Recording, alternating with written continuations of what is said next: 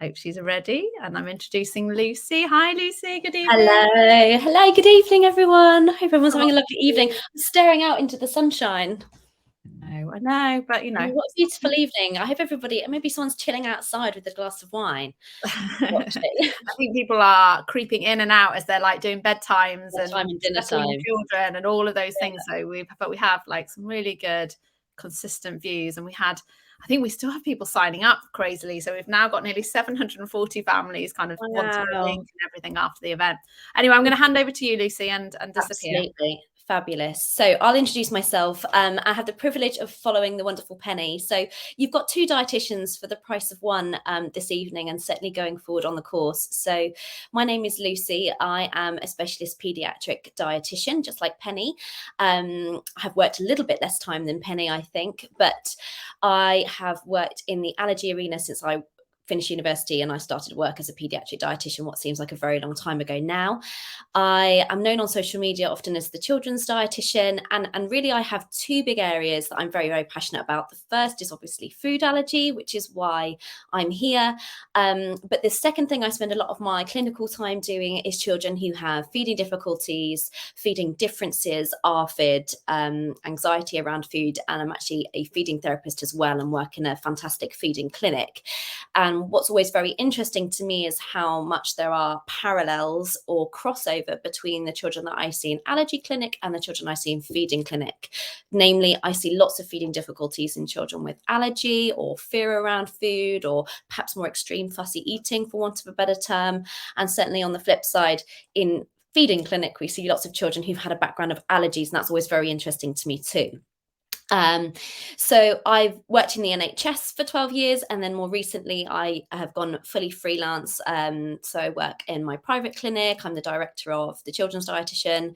I have some fantastic dietitians who work with me as well and do various things with sort of brands, and work with wonderful people like Helen and the fantastic team that you'll be listening to today. So with your 2 dietitians for the price of one, myself and Penny spoke, and she's done a fantastic job at highlighting the fact that our role as dietitians traditionally, people think, oh my gosh, I'm worried to tell the dietitian what I'm eating, or I don't know what to feed my child. Maybe they're going to judge me because I give them X, I give them Y. And I think really, particularly in the world of allergy, the thing that we're passionate about as dietitians is helping families liberalize their diet and essentially focus on foods children can have and give parents confidence with the foods their children can eat. So with that in mind, there's 2 factors I'm going to cover very briefly tonight that are going to be covered in more detail on the course. The first is weaning, and this is an age where we would love to get all children, ideally before weaning, so you have time to tee it up. And I think there'll be lots of families listening who perhaps, like Penny has said already, who are still waiting for a dietitian, who are feeling completely lost with the idea of, my child has an allergy, or maybe has suspected multiple allergies already, and I don't know what to feed them. And where do you even start with weaning? It's a really, it's an area for so many families that's scary anyway. I mean, I'm a dietitian. I'm actually about to starting solids with my daughter in the next few months, and even I'm a bit sort of, actually, there's quite a lot to think about here, isn't there? So I wanted to talk about 2 factors that are really, really important during weaning, with much more being covered on the course. So the first is introduction of other food allergens. And I know this is something that puts the fear of God into so many families who have children who've got allergies already. But you can't escape the fact that actually this is a topic that you may well have actually seen on the news quite recently, and is something that we now have a really good evidence base and grounding in and understanding in terms of its importance of allergy prevention. So for families who might be listening who've got children at weaning age, about to start weaning, and they have a food allergy already, introduction of other food allergens into the diet is really quite important. And particularly the evidence that we have at the moment from big studies like the LEAP study, the EAT study, for example, are looking and focusing on in the introduction of egg and peanut. Now, what we do know about that is that with children who have food allergy already, we might want to think about getting those allergens in early. And by early, what we might mean is actually traditionally before that 6-month recommendation that we have in the UK around weaning. So lots of the evidence that we have is around introduction of those foods between 4 to 6 months. And that is often a very difficult decision for parents to make, because you're weighing it up with things like, is my baby developmentally ready to start weaning? What other foods do I give them first? How do I do it?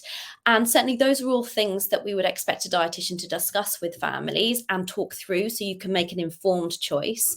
But if this is something that you are thinking about doing, I wanted to give you some top tips. So if you're thinking about, oh my gosh, Lucy, Penny, I know I need to introduce allergens, that's really, really scaring me, where do I even start?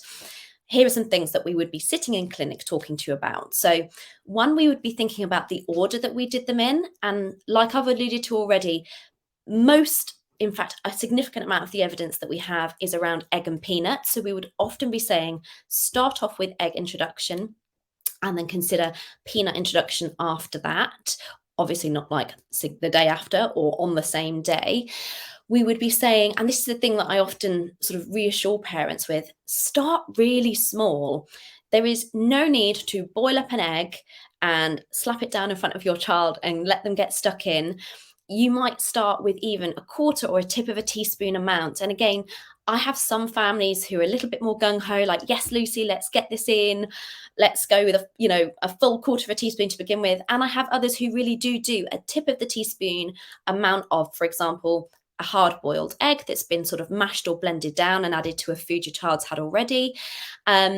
So there's always room for flex in terms of, if you are feeling very worried, then you can always start smaller.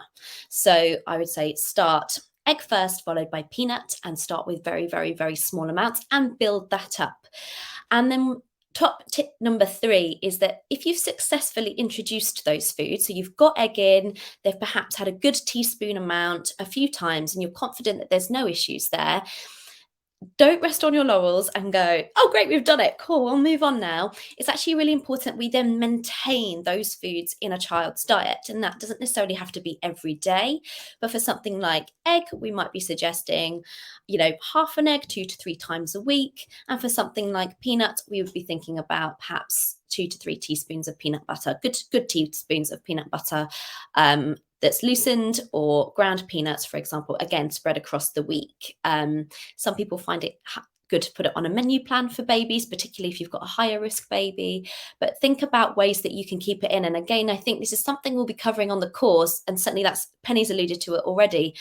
How do I get these foods in, and essentially how do I keep them in? And then my top tip number 4, I've done 1, 2, 3. Top tip number 4 is, if you are worried about any potential reactions during weaning, so maybe with egg or peanuts, although I'd certainly say peanut is often, like Helen's alluded to earlier, those sorts of reactions tend to be very in your face, the IgE reactions that we might see with peanuts or tree nuts. But if you have any worries about those delayed type symptoms, because let's face it, there can be a lot going on in weaning. Kids get quite rashy with contact of certain foods on their skin. Their stool habits can change. They can get bunged up one day and they might be having loose stools, or, mucus or undigested food in their stools another day. Is to keep a food and symptom diary and take that with you if you are worried when you go and see your doctor or your dietitian, and they'll help you pick that apart, because we will ask you lots of questions that you may well have already answered with a food and symptom diary. So, early introduction of allergens is important. We would want to do them one at a time. We would suggest egg and peanut to begin with. Would always recommend starting small, and of course, give it in an age-appropriate form. So I've mentioned peanut a few times. We don't want to be giving whole peanuts to babies, absolutely not. So if you did pick up unsalted peanuts, for example, you would be wanting to grind those down to almost like a flour consistency, or like ground almond consistency. And if you're using peanut butter, I would generally say pick a peanut butter that's 100% peanuts, and doesn't have lots of sugar and salt added in, because of course those are things we're avoiding when we're weaning. And actually they can be quite sticky, so loosening them off 50-50 with some of your baby's milk that's warm, or a little bit of warm water, or putting them in something warm. So sometimes I say, if your baby's had porridge already, make sure it's nice and warm, and then melt the peanut butter into there and give it to them on a spoon that way. So that's a little bit of a tip sort of section around introduction of allergens. Again, that will be covered a lot more on the course, thinking about all the other food allergens you might want to introduce and some other tips. The other thing I would definitely say, because I know the anxiety side of things can be huge, is that if this is something that as a parent you really don't want to do alone, please make sure you have somebody else there with you. So whether that's a partner, a grandparent, auntie, uncle, friend, that can often just be a little bit of confidence alongside. And generally speaking, even if children do react to food allergens when we introduce them during weaning, a very, very severe reaction, for example, in the case of anaphylaxis, would be quite rare in babies. So I hope that's reassuring. It's obviously not impossible, but it is rare. And I can't think about the last time, actually, with all the families I've supported, that I've actually seen that. So that's weaning. My other big thing around weaning that I would say, and I want to sort of drop in there from a tip perspective, is that when you start Dr. Google around weaning and allergies, or particularly when you're looking at some of those more nondescript symptoms that can be much harder to pin down as allergy, like reflux or the gastrointestinal symptoms Helen's already managed and talked about, is that it's very easy to fall into a habit of the advice that may be, oh, just give your baby one new food every 3 days. Now, whilst that's probably more appropriate for those common food allergens, so your egg and your peanut and your tree nuts and your soy, etc., when it comes to the rest of a child's diet, our job is actually to try and liberalize a baby's diet as much as possible and let them eat as much in terms of variety as possible. And we do actually know that's probably also got some links to reducing allergy risk overall. There's been some really interesting data and studies about that. So try not to fall into the trap of one new food every 3 days. So I don't know, broccoli. That doesn't need to be the case. It actually would be much better if you have more variety in your baby's diet. You offer them those tastes and textures and that variety that they need, not only from a kind of a health perspective, gut health, variety, but also because there are these really key windows of opportunity during weaning that we can't escape either. So babies have a period of time where they are most receptive to learning about taste. They like big, strong flavors. They'll get stuck in with a bit of vegetables, but also texture. And I think sometimes when it comes to allergy, it can be very easy to medicalize weaning. And we're talking about introduction of allergens and keeping allergens in and X, Y, and Z, and avoidance of milk, for example, and replacement. And actually, it's really important that we have those other key weaning principles. Nice varied diet, lots of fun with food, let them get messy, let them get it all over them as best as possible. There may be some challenges there if you've got a baby with eczema, we'll caveat that. And try and find some of the fun that does come with weaning, albeit it can be quite stressful too, that we would expect anyway with children who didn't have allergies. So I think that's really important. And it's certainly something I talk about a lot with my families who have children who have feeding difficulties, is that, weaning is also the foundations of learning how to eat and learning to enjoy food. So we need to think a little bit about how we get that variety in and make them an enjoyable experience. So that is something I will be covering a little bit more in the course as well, is sort of that positive foundations around food and weaning for babies and children who've got food allergies. Now, I'm conscious I've probably only got a few more minutes left. The second thing I was tasked to talk about today is the other end, when children are a little bit older. So they've gone through weaning, you've got your milk replacement sorted, you in your weaning diet, you've got other foods introduced, and all of a sudden, bam, someone's saying to you, you need to start reintroducing something now. So this might be milk, for example, and it would be the topic of ladders. And again, this is something that I find some parents head towards with real vigor, like, yes, that's it, come on, I want to get going, and others who really shy away from it because they had such a tricky time with their child's symptoms. So a few things to know about ladders, which again I'm going to cover in more detail on the course. The first is, why do we do them this way? Why don't we say, oh, my baby's X many months or years old now, why don't we just try them with a little bit of fresh cow's milk? The reason we have ladders is that we are establishing a stepwise way of reintroducing food to children who have food allergy.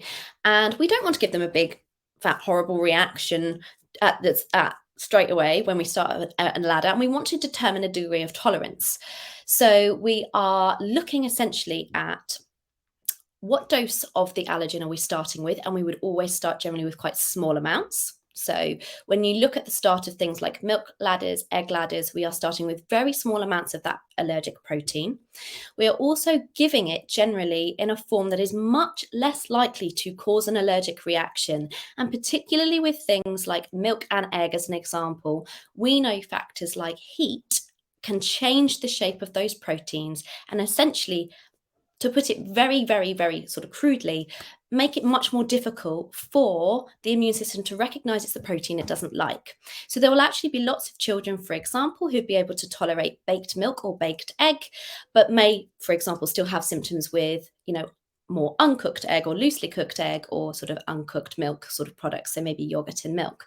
So our aim is to reintroduce the allergen in a form a child is able to tolerate.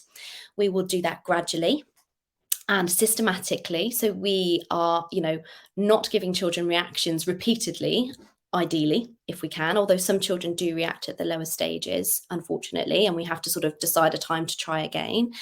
And we're also getting back to that really key point about the role of a dietitian, which is to liberalize the diet. Because if a child with a milk allergy can go and get tucked into, the plain biscuits or the sponge cake at the birthday party, great, that's also a win. That also helps normalize and let children live a little bit more at well, which is background behind all of this course with allergies. So I could talk about ladders for ages, but there is systematic reintroduction, so stepwise, hence ladder, to the food allergen we're looking at, particularly for things like milk and egg, wheat and soya.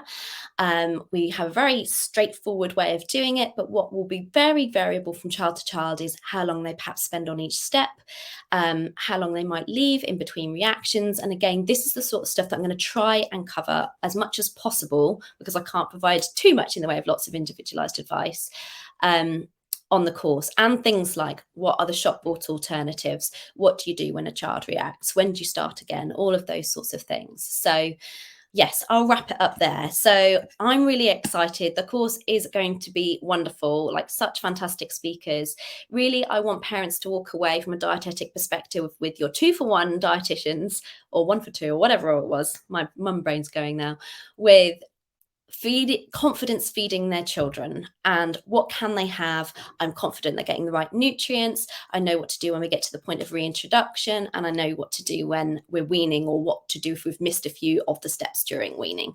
And I will put a little bit my feeding clinic hat on too, and do lots of positive foundations for eating behaviours in children. Sorry, Helen, I've rambled. No, not at all. And loads of great comments, and particularly one mum saying she loves the empowerment that you give, which as a team, that is our fundamental motto, is the empowerment. Yeah, absolutely. But also reading through the comments, a few people being triggered by I wish I had this advice. I wish I'd known things would have been so different, which we all get, which is why I hear it every week. Yeah.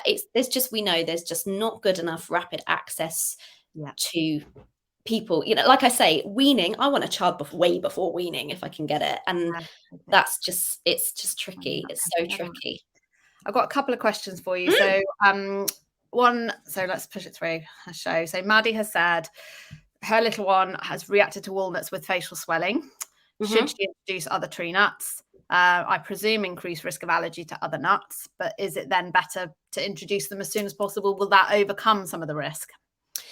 It would depend how old the little one is. So, and also we do know, and you'll know this much better than me, Helen, that there are some links between certain nuts. So if you're allergic to one nut, there may be an increased likelihood of being allergic to another nut. So in situations like this, I would normally be deferring to the allergist looking after the child and saying, please, can we do this together?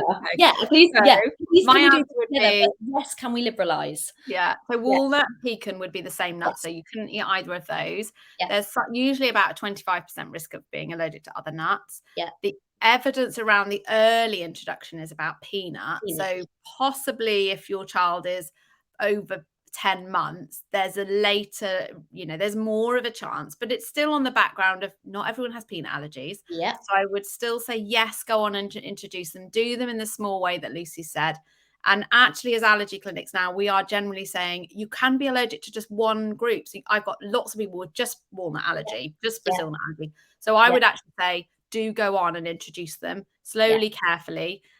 small bits and increase, and Yeah. see how you go. And see how you go. Yeah. Okay, let me find another. Okay, I'm going to ask this one for you. It's a bit off topic, but somebody asking, can they use baby jars because she finds them a bit easier when they're out and about? Is that okay to do? Yeah, absolutely fine. Do you know what? So the thing with food and nutrition and feeding kids is that it becomes really, really polarized, and it's always like this food's bad and this food's good, and there's always a spectrum in between. So there are huge pros to baby jars or pouches, particularly for the allergy community in this respect, especially if it's an alternative to the worries of eating out. And I would say if it reduces your anxiety about asking for food that may be suitable for your baby or your child when you're eating out, great. You know what's in them. They may be something your child's had before. That's absolutely fine. We flip the other way when we say, when people ask me what the cons of baby jars or baby pouches are, it's just often along the lines of what nutrition are they providing, and is that good enough? So, two, do they include what they say they include? Because often it will be like, look at this broccoli and pea jar, and the first ingredient will be 80% apple puree, which really, really grinds my gears.